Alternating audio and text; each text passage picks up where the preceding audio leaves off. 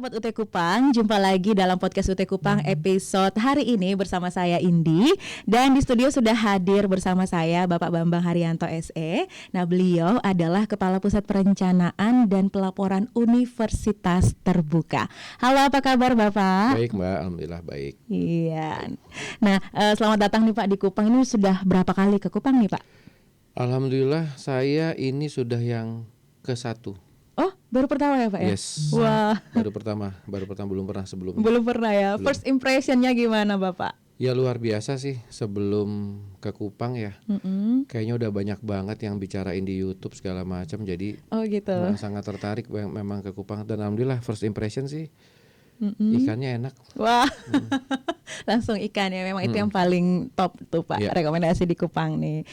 Dan terima kasih banyak Bapak udah mau hadir di sela-sela kesibukannya dalam kunjungan ke UT Kupang, hadir di podcast UT Kupang hari ini. Yeah. Nah Pak, sebelum kita ngobrol-ngobrol lebih jauh lagi nih Pak, agenda kunjungan Bapak ke Kupang tuh apa aja sih Pak? Iya, sebenarnya kita ada agenda besar yang dari 39 UT daerah sama 22 unit di pusat. Iya. Kita diminta oleh MWA terutama ya. Iya.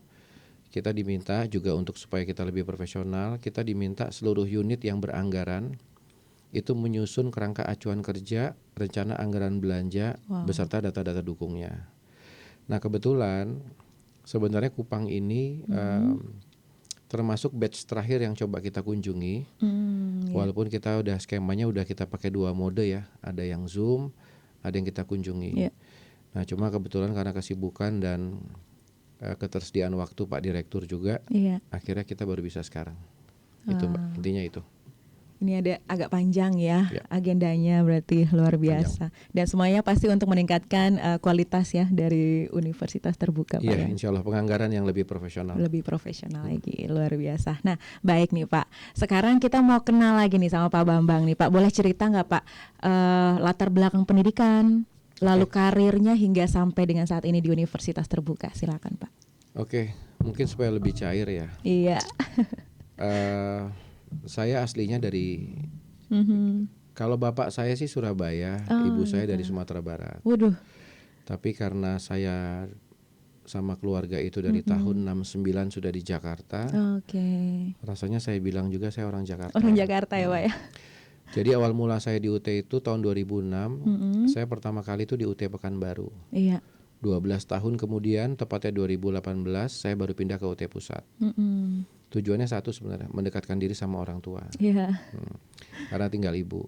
Iya. Nah itu mungkin sekelumit itu ya. Kalau untuk yang saya sudah berkeluarga dengan anak 2.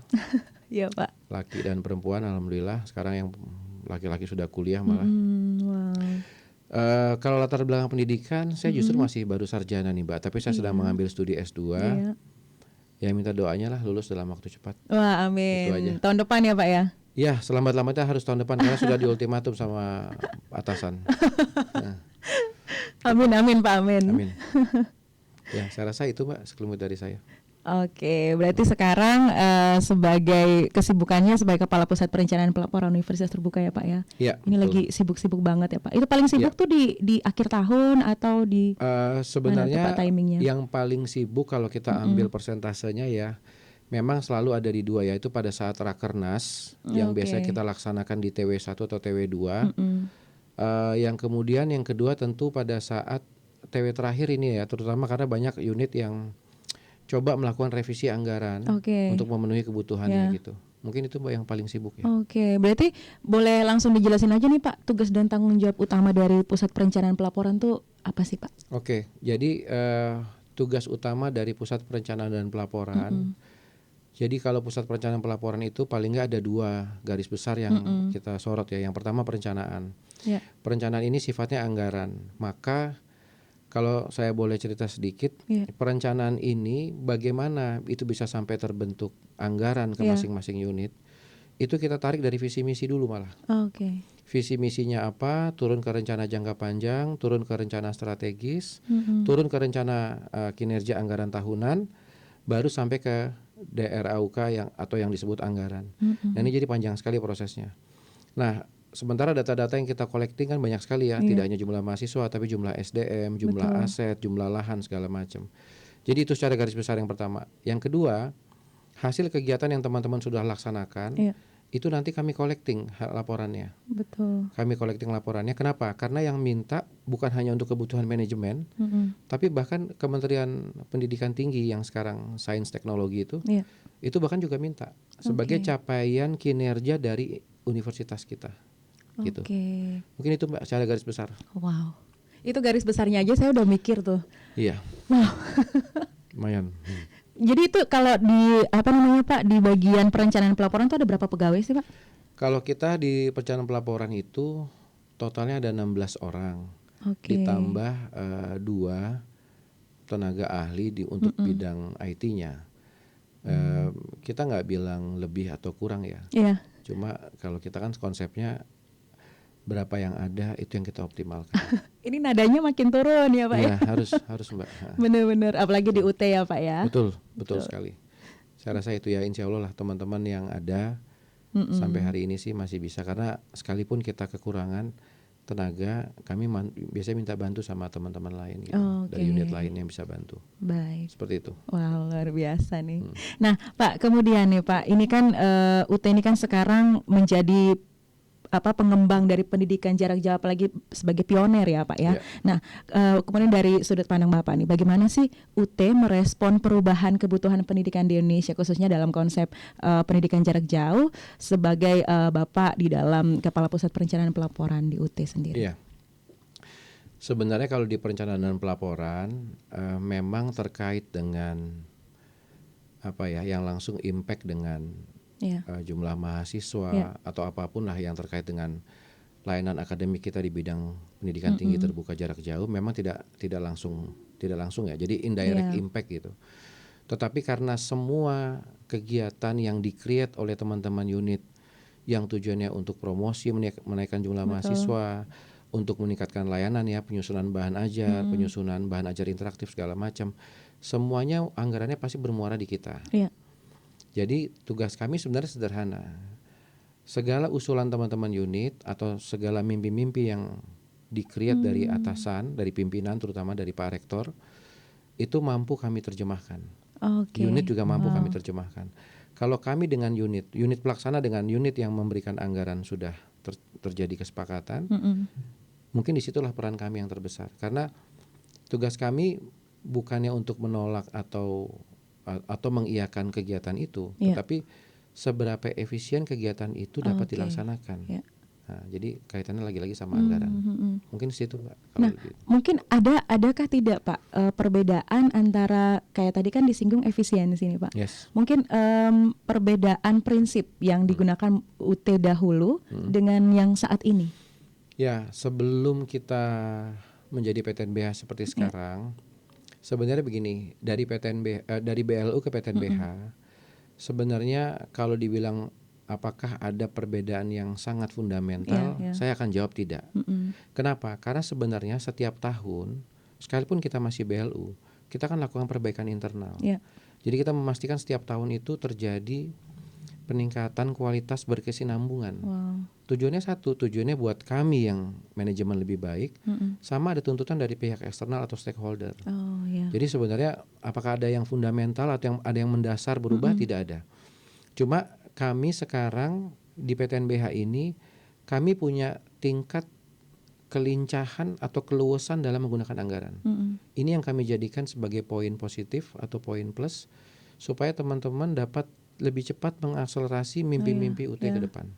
Mungkin ke situ Mbak arahnya. Oke, nangkap nih. Pantesan sekarang tuh jadi lebih lebih cepat ya Pak ya, responsible, fast respon juga ya Pak ya. Ya, amin, insya Allah.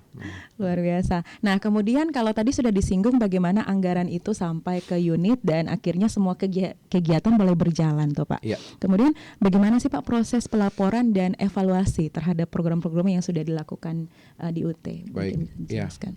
Jadi seluruh kegiatan yang sudah dirancang bangun 1 tahun sebelum oleh teman-teman unit, begitu tahun anggaran masuk, kita selalu minta laporan bulanan, triwulanan, 1 semesteran sampai 1 tahun.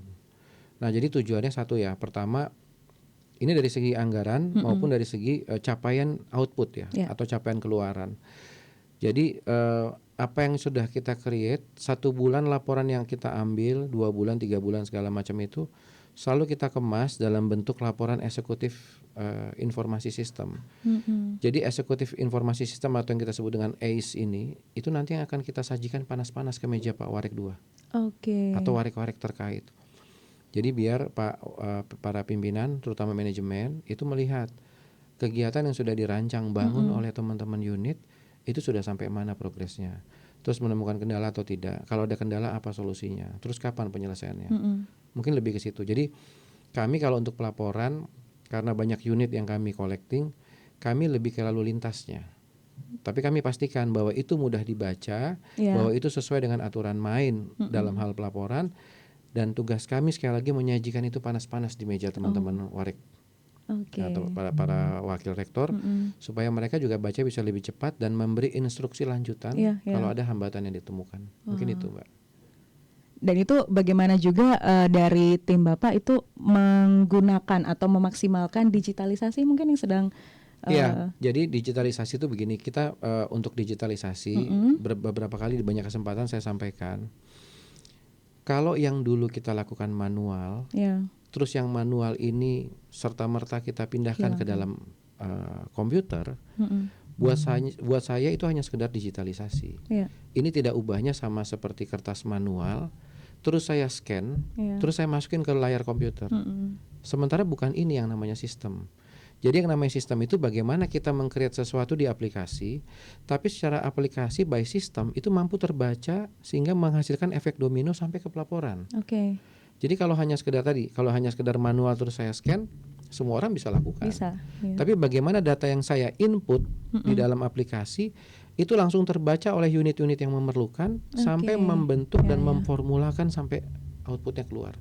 Nah ini yang terus masih kita kembangkan Mbak. Jujur kami itu belum selesai, tapi terus kami coba lakukan. Menuju ke sana ya Pak? Yes, insya Allah Mbak.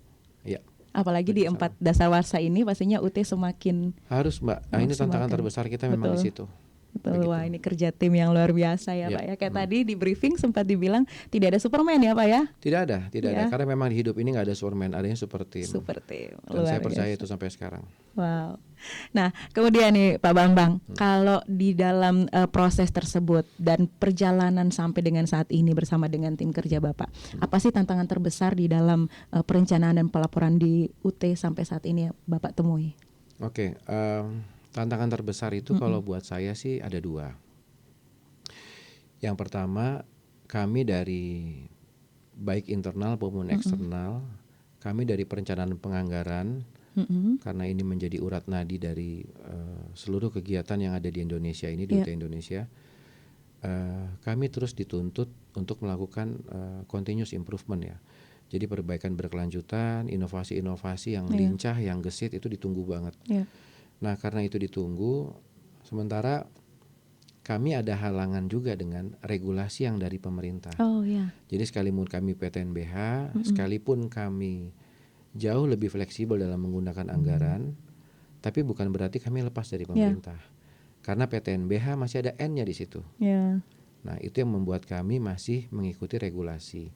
Sementara tantangan terbesar kita itu yang dari rangkuman yang tadi saya sampaikan adalah bahwa tidak ada kekhususan regulasi dari pemerintah yang khusus untuk PTJJ. Mereka selalu untuk kampus reguler. Jadi banyak kebijakan pemerintah yang seharusnya kita bisa ikut mengakselerasi, kita bisa ikut join langsung, kita terhambat karena banyak pertanyaan di situ. Karena yang regulasi ini, yang teman-teman yang dari perguruan tinggi negeri yang reguler, mereka sudah running well dengan itu. Mereka cukup diskusi kecil dengan teman-teman dari Dikti selesai. Kalau kami ada beberapa yang harus kami, nah di situ kami ketinggalan start biasanya Mbak. Nah itu jadi bukannya kami nggak ada solusi, ada, cuma kami kadang ketinggalan start. Selalu harus ada penyamaan persepsi dulu. Tapi sekarang sih udah lebih baik ya, artinya teman-teman di Dikti, terutama di bagian perencanaan penganggaran Dikti, itu sudah benar-benar dalam tanda kutip ya, benar-benar coba merangkul dan mengayomi kita. Jadi setiap langkah dia memastikan bahwa PTJJ akan disentuh regulasinya. Nah, seperti itu. Mungkin itu Mbak. Wah, kita jadi kebuka nih Pak ya. Ternyata perbedaan PTJJ dengan perguruan tinggi konvensional lainnya tuh bukan hanya pada sistem pembelajarannya, tapi juga dalam anggarannya, kebijakannya ya Pak ya. Persis Mbak, persis. Dan karena kita masih negeri, kita masih di bawah regulasi pemerintah. Jadi yang penting. Dan kolaborasi antara UT dan juga pemerintah dalam hal ini pastinya betul-betul ya Pak ya harus. Betul. Makanya itu jadi PR kita lah. Jadi makanya saya rasa, tapi nggak apa-apa. Itu buat saya malah jadi pemicu sekaligus pemacu kita lebih baik. Karena kita setiap hari lebih di-challenge kan. Betul. Kita butuh challenge emang. Betul. Karena kita terlalu nyaman nanti. Gitu. Jadi keluar dari zona nyaman. Wah, ini perjuangannya UT nih untuk bisa sampai ke seluruh masyarakat Indonesia, ke pelosok nih luar biasa ya Pak ya. Ya Mbak, insya Allah kerja keras, kerja cerdas teman-teman semua. Ya saya rasa ya, terutama khususnya ini karena saya lagi di podcast Kupang. Ya, saya terima kasih lah. Saya dengar di sini ada 22 kabupaten. Ya, teman-teman sudah bekerja keras sehingga potensi teman-teman yang ingin melanjutkan studi tanpa harus terhalang masalah limitasi, jarak, itu benar-benar bisa kejawab. Betul, mungkin itu, Pak. Mbak. Wow, luar biasa. Nah, terakhir nih Pak, apa sih harapan Bapak untuk masa depan dari Pusat Perencanaan dan Pelaporan di Universitas Terbuka? Ya, kalau cita-cita ya, saya pengen inginnya saya, kami ingin Pusat Perencanaan dan Pelaporan Universitas Terbuka itu menjadi pusat perencanaan pelaporan nomor 1 di Indonesia. Wow. Kami mau coba mengalahkan bagaimana cara teman-teman PTN lain meng-create anggaran. Memang kami unik karena kami PTJJ, tetapi keunikan itu justru yang membuat kami lebih tertantang. Jadi kadang-kadang kami harus menemukan solusinya sendiri gitu. Benar. Tapi kalau cita-cita saya itu, kalau cita-cita secara moderat ya kami pengen lebih profesional Mbak. Intinya itu aja. Saya rasa profesional menjawab semuanya sih. Betul. Itu. Saya rasa itu Mbak. Wow. Nah, terima kasih nih Pak. Ini obrolan yang sangat menarik, tapi itu dia tadi langsung membuat masyarakat NTT nih ternyata tahu nih, kenal nih, ternyata di Universitas Terbuka Perguruan Tinggi Jarak Jauh ini kita punya unit Pusat Pelaporan Perencanaan dan Pelaporan yang tadi ini kita udah kenal, dan ada Pak Bambang yang sudah menjelaskan semuanya. Dan pastinya juga dengan strategi yang kuat dan evaluasi berkelanjutan, tentunya kita optimis bersama nih kalau Universitas Terbuka akan terus berperan penting dalam memajukan pendidikan di Indonesia. Sekali lagi terima kasih banyak Pak Bambang Haryanto SE yang sudah meluangkan waktu di tengah kesibukan, karena tadi lagi pertemuan sama Pak Direktur nih, kita paksa banget nih harus hadir di podcast UT Kupang, dan semoga apa yang sudah kita sharing tadi itu bermanfaat buat semua masyarakat NTT, khususnya sahabat UT Kupang yang menyaksikan podcast kita pada hari ini. Akhir kata saya Indi bersama-sama dengan Pak Bambang. Kami mohon undur diri dari episode podcast UT Kupang hari ini. Mohon maaf jika ada salah-salah kata. Salam sehat untuk kita semua dan sampai jumpa.